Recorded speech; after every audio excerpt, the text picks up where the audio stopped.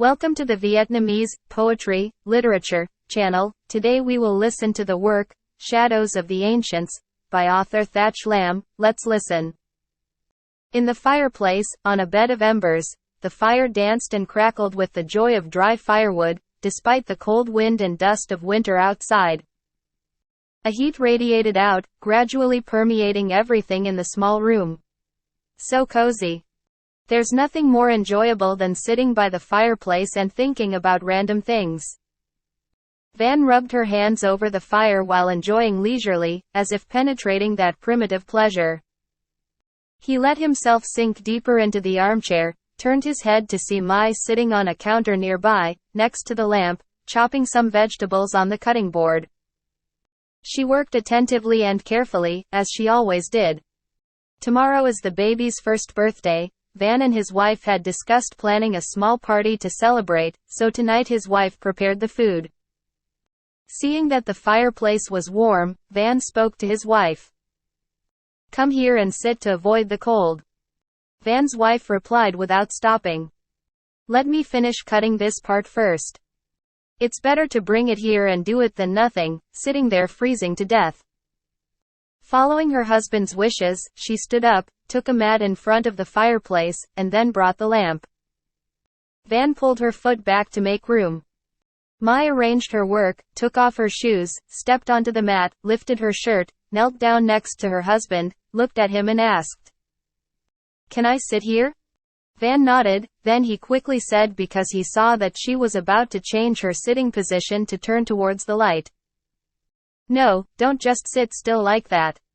She looked at Van in surprise and asked, "How?"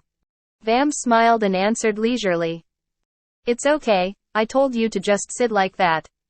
Mai sat in front of the lamp shining through her hair, creating an area of light around her regular face. Under the weak light of the embers in the fireplace, in the dim darkness, Mai looked different. Van could no longer see his wife's everyday face before his eyes. He only saw a younger, more beautiful wife. The old woman's scars were lost in the darkness, the face became regular, the mouth slightly pouted over small teeth, the eyes sparkled brightly. That image made Van remember Mai from before, Mai when she first met him, when she was a young woman whose beauty touched him. Van was completely silent, looking at his wife calmly as usual, focusing on work in his mind. The whole past emerged with a clear, beautiful image of Mai when she was young. That was the whole history of his love. God, how many girls had he loved? Mai's appearance and beauty at that time made his heart flutter many times. He loved him passionately, and Mai loved him the same way. But because of the family's strictness, Mai could not marry him but went to someone else. Van left, and his pain was so deep that now thinking back, Van still feels the pain in her heart. When he returned 5 years later, Mai was widowed. The day they met, they both cried, but Mai is no longer beautiful anymore. 5 years of languishing with her cruel husband have changed her. The suffering had left a mark on her forehead, her eyes had lost their brightness, and her lips only showed a sad and contented smile, a reflection of the charming smile that he had loved in the past. Compassion for Mai made Van marry her again. The couple now has a child. But before, a few months after getting married, Van regretted marrying Mai. A bitterness seeped into his soul. Van became indifferent, then jealous. He became cruel to his wife. Many times, in anger, he uttered bitter and ironic words. He enjoyed the strange pleasure of making the public's heart ache and having nothing to defend himself.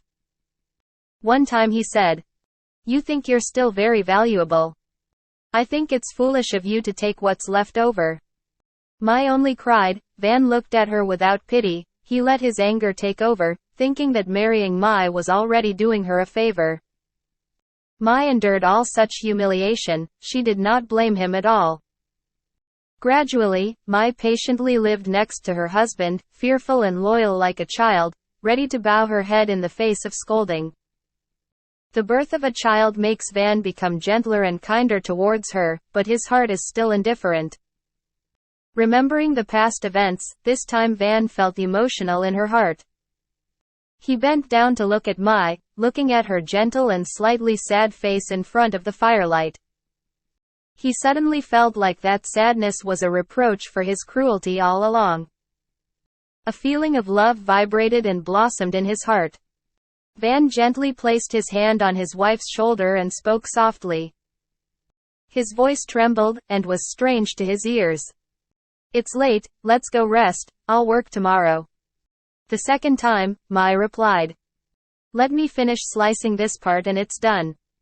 "No, just put it away. There's no rush to do anything." Mai stopped and cleaned up. She stopped because she was used to listening to her husband and did not dare to disobey him. But when she looked up at Van, she saw an unusual tenderness in his eyes. A smile appeared on her lips. She happily said, "Yes, I'll just put it away." Van added more firewood to the fireplace to avoid letting the fire light up. He said, "When you're done, come sit here to get warm." Mai sat next to her husband's feet, leaning against the chair. The two of them sat quietly, watching the fire roar. The pink light from the oven radiates to beautify her face. "The baby is probably sleeping soundly now. When he wakes up tomorrow and sees the horse you bought, he must be very happy, right?" Van nodded and remained silent. The past invaded his thoughts again. Van remembered Mai when she was still beautiful and young, and the love in his heart. If it weren't for the trouble that happened, he would have married the innocent and pure girl Mai, before she knew the pain of her husband. He would lovingly take her along with him through life. The longing for those happy days that could have come to him like a layer of life drifting to shore. Memories kept appearing clearly in his memory. Van hesitantly leaned down to Mai. "Do you remember the day before you returned to your husband? Just as cold as today, no difference. Were you wearing a black velvet shirt that day?" Mai shook her head slightly. "I don't remember for a long time." She was surprised. Since getting married, she had never seen her husband mention old things.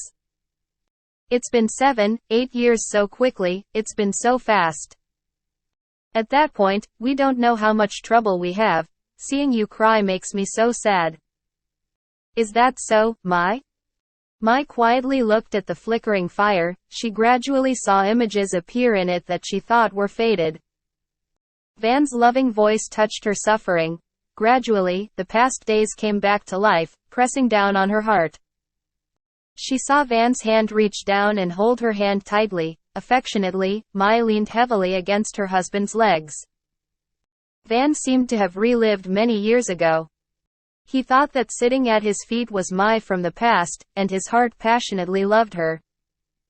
That peaceful memory comes over and over again with Mai's painful sessions, the times when he tortured and cruelly treated her. Van felt relieved. Tears suddenly flowed down his neck, making him choke with pity. He pulled Mai into his arms and sobbed. "Please forgive me." Mai quietly raised her eyes to look at her husband.